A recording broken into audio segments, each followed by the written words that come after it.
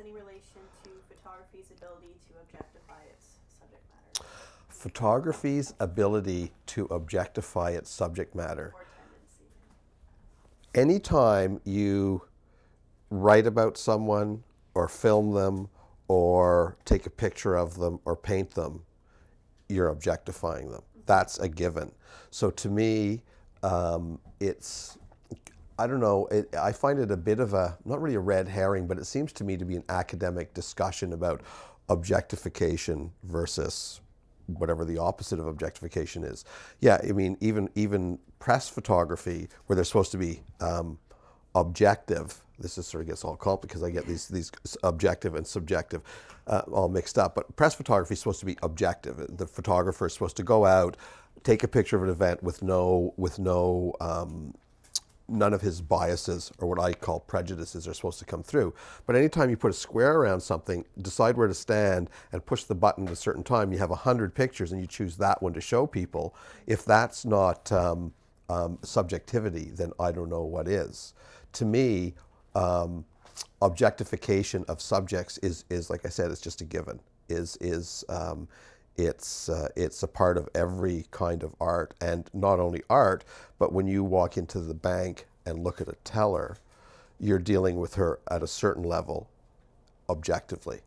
But then it's sort of weird because I don't believe in objectivity, I only believe in subjectivity, because I don't think that there is any way to look at things without your own history and your own prejudices filtering and coloring the thing that you're seeing.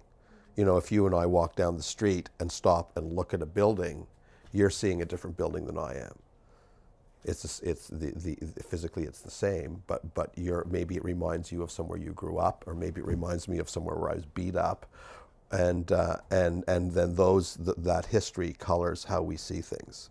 And to me, that's sort of the art of when you go out and take pictures of things, is to somehow hook into those biases that you have and bring them forward. I think to me that's the most honest kind of photography, is where your biases, prejudices are not necessarily obvious, because you don't really want to use a hammer when you can use a feather, but to me, I like work where you can actually see the intelligence and the biases of the photographer. You go, oh, I see what they're looking at.